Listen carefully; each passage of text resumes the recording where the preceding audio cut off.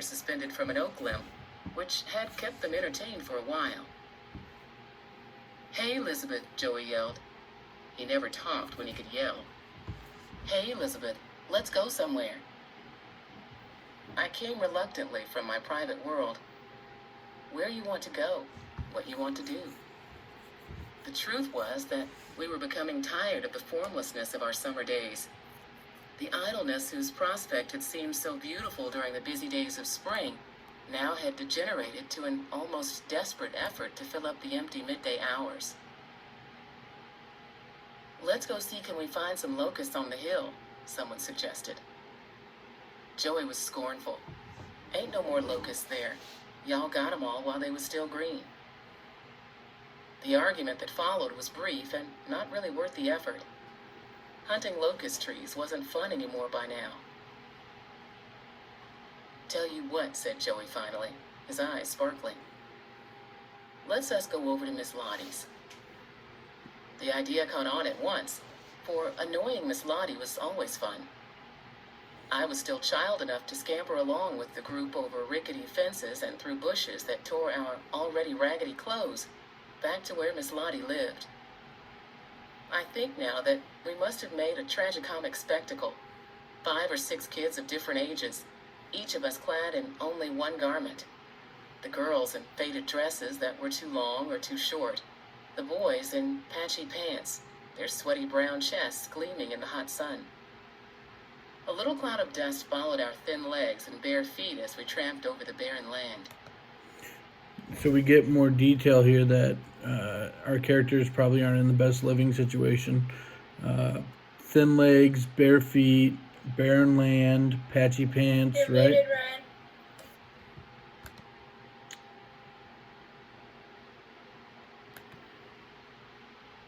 We get more information here that our characters aren't living in the best of situations. We have thin legs, bare feet, tramped over barren lands. They're only in one garment, so the girls are always in faded dresses that were too long or too short, and the boys had patchy pants. What's currently going on in the story right now? What did they decide to do?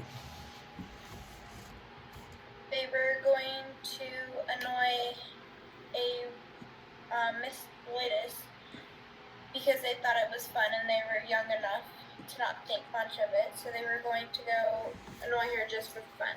Right. They were going to go annoy Miss Lottie. Good. All right, we're going to continue.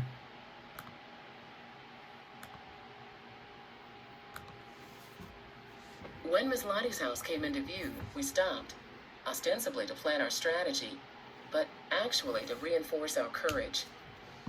Miss Lottie's house was the most ramshackle of all our ramshackle homes. The sun and rain had long since faded its rickety frame siding from white to a sullen gray. The boards themselves seemed to remain upright not from being nailed together, but rather from leaning together, like a house that a child might have constructed from cards. A brisk wind might have blown it down, and the fact that it was still standing implied a kind of enchantment that was stronger than the elements. There it stood, and as far as I know, is standing yet. A gray, rotting thing with no porch, no shutters, no steps. Set on a cramped lot with no grass, not even any weeds. A monument to decay. Okay. So, what are some of the describing words that are used to describe Miss Lottie's house? A monument to decay.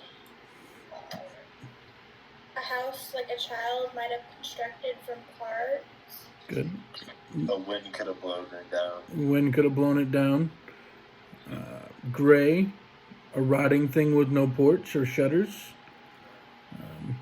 No steps, set on a cramped lot of no grass, not even weeds. Good, good. We are going to continue. Very good. In front of the house, in a squeaky rocking chair, sat Miss Lottie's son, John Burke, completing the impression of decay. John Burke was what was known as queer-headed. Black and ageless, he sat rocking day in and day out in a mindless stupor, lulled by the monotonous squeak-squawk of the chair.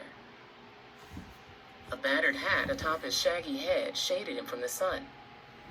Usually, John Burke was totally unaware of everything outside his quiet dream world. But if you disturbed him, if you intruded upon his fantasies, he would become enraged, strike out at you, and curse at you in some strange enchanted language which only he could understand. We children made a game of thinking of ways to disturb John Burke and then to elude his violent retribution. But our real fun and our real fear lay in Miss Lottie herself. Miss Lottie seemed to be at least 100 years old.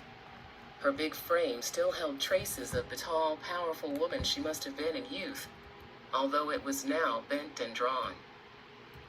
Her smooth skin was a dark reddish brown, and her face had Indian-like features and the stern stoicism that one associates with Indian faces. Miss Lottie didn't like... Okay, so stoicism. We can refer back to our vocabulary sheet. If you guys take a look at that, stoicism, the endurance of pain or hardship without the display of feelings or without complaint. I really need to get better at that. So if we look at our vocabulary sheet, we see stoicism is on there. Stoicism is defined as the endurance of pain or hardship without the display of feelings and without complaint. So when we go into the look of how they are describing Miss Lottie, what are some of the things that they use with her? Indian-like features. Good. What color hair?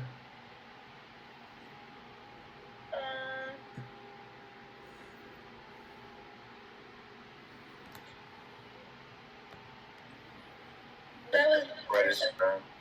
Dark reddish brown, smooth skin, stoicism associated with Indian faces. So is it safe to say we can now make a safe guess as to what ethnicity Miss Lottie is?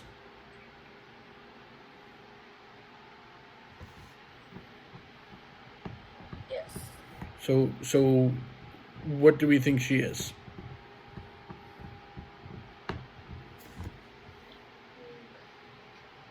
From the way she is explained and described, I would say she's Native American or Indian. Good. Native American or Indian. Good. We're going to continue. didn't like intruders either, especially children. She never left her yard, and nobody ever visited her.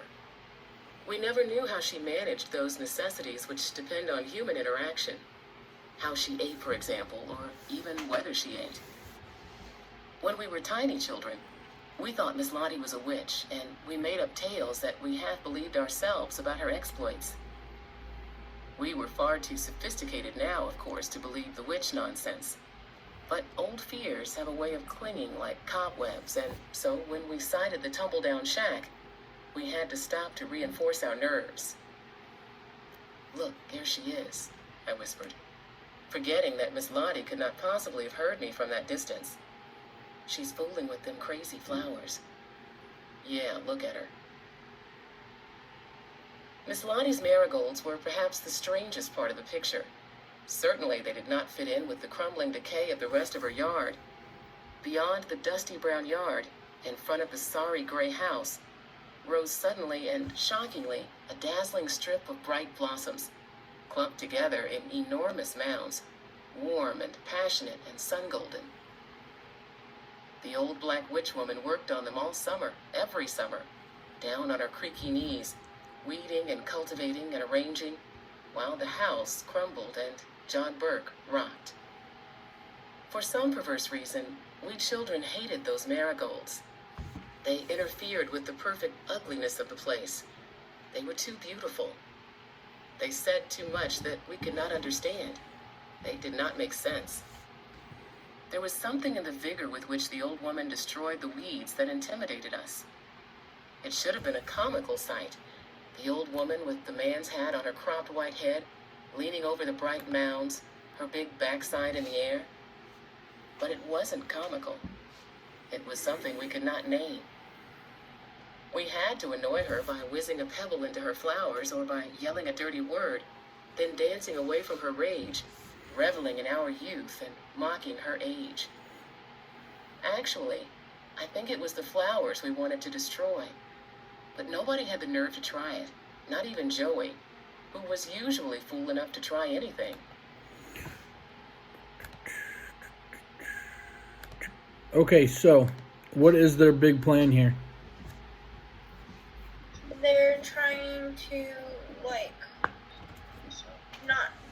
They're trying to destroy the flowers, but they don't have the nerve to, so they're gonna throw stones into the flowers. Perfect. And is there really any reason that they are going to destroy these flowers? Because they were too beautiful for the decaying house. So they felt it was off, and they thought, destroying these flowers would make it look like the house a little bit more. And plus, they're just kids, so it's something fun for them to do, right? Yes. Now, is that really something that should be done? Should we really be throwing flowers at other people's, or throwing stones at other people's flowers? No, because she worked really hard Wow. for these flowers to grow. Yeah. Last thing we'd want is to ruin someone else's hard work. Good. We will continue. Y'all get some stones, commanded Joey now, and was met with instant giggling obedience as everyone, except me, began to gather pebbles from the dusty ground. Come on, Lisbeth. I just stood there peering through the bushes, torn between wanting to join the fun and feeling that it was all a bit silly. You scared, Lisbeth? I cursed and spat on the ground, my favorite gesture of phony bravado. Y'all children get the stones. I'll show you how to use them. Okay, so what just happened? They were picking up the stones, and Elizabeth wasn't, and she was just looking and standing there, and they were trying to say, "You scared?" And she spits on the ground, and she's telling them to get the stones, and she's going to show them how to use those stones. Good. So what kind of pressure is Lisbeth given into? Trying to look cool for the others. Trying to look cool. So would we call that peer pressure? Trying to look cool for others? Yeah. Good. Okay. We will continue on. I said before that we children were not consciously aware of how thick were the bars of our cage. I wonder now, though, whether we were not more aware of it than I thought. Perhaps we had some dim notion of what we were, and how little chance we had of being anything else. Otherwise, why would we have been so preoccupied with destruction? Anyway, the pebbles were collected quickly, and everybody looked at me to begin the fun. Come on, y'all. We crept to the edge of the bushes that bordered the